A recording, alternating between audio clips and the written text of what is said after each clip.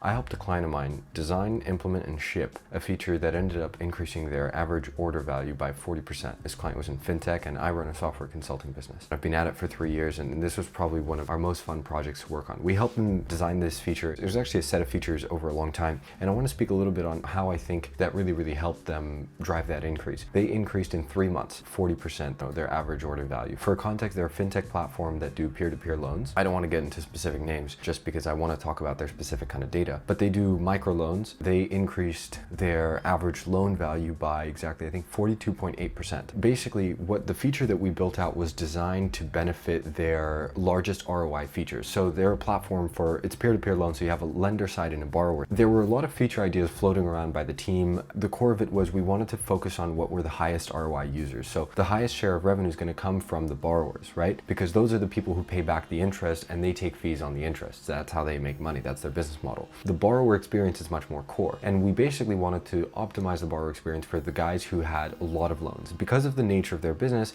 essentially people can only take out small loans at a time. It's microfinancing, right? So basically people take small loans, like 4 figures, most of the time. I think you can go up to 5 figures, but you can't take out massive loans. And so for the high frequency users, it was a real pain because the platform was optimized for single loan repayments and things like that. So you couldn't bulk repay loans at a time. Bulk borrowing was also a feature that we helped them ship. And so we basically built this suite of features around bulk users and focused on shipping the best experience for the borrowers first. Obviously, we later optimized for the lender's experience as well, but the borrower's experience was the priority because they were the highest ROI users. Those are the people who bring the most money to the platform. And lenders are always looking to make money. And so generally, there's always more supply of lenders in the market, in the finance market, in this kind of microfinance world than borrowers, right? And so we wanted to cater to the borrowers to make the best experience. And I think this kind of framework is very easy to apply to other businesses as well and can help you create some really high value features for your users. You have to think firstly about what segment of users bring you the most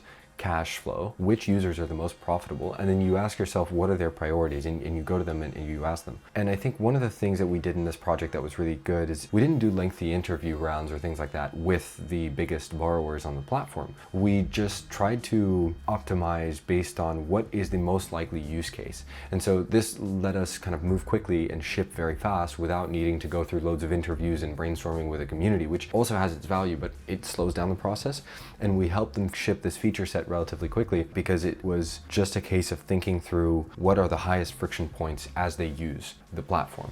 What are the highest friction points as they use the platform on a day-to-day basis? What are their biggest pain points? We could simulate logging into their accounts and viewing their dashboards, and so we could very quickly see like, oh, it's going to be a hassle to pay back these 15 or 20 loans. And so if we have a bulk repay button that's useful, we also made like a shopping cart experience. We also made it like collapsible so that you can group loans, that you don't have a massive list that's really hard to scroll through. So all these things we just thought about how to optimize the existing user journey. And so in some ways it was a new feature set, but it was all focused around the existing user journey rather than appending some kind of new additional value add, right, type of thing. We were not fundamentally solving another problem for them. We were just solving their existing problems better, focusing on what the core of the platform already does, just trying to make that better rather than trying to do new things. And I think that worked really well because what I've seen a lot of people do when designing new features, and especially like I think in fintech, there's a lot of competition and user churn can be an issue. And I see a lot of companies that just add more things inside. They think that more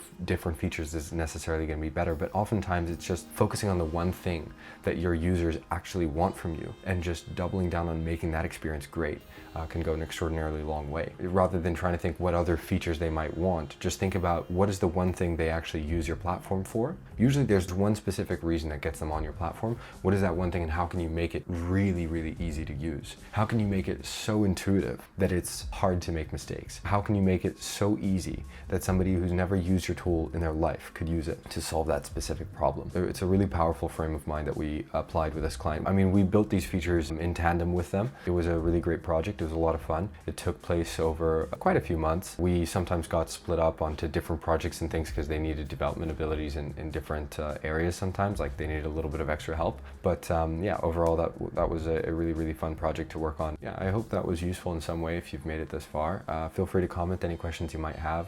If you're curious about my company, the link's below, and you know, I record every day, so any comments that have good questions, I try to answer them with videos and stuff like that. So, you know, it's an opportunity, and yeah, I hope you got something from the video.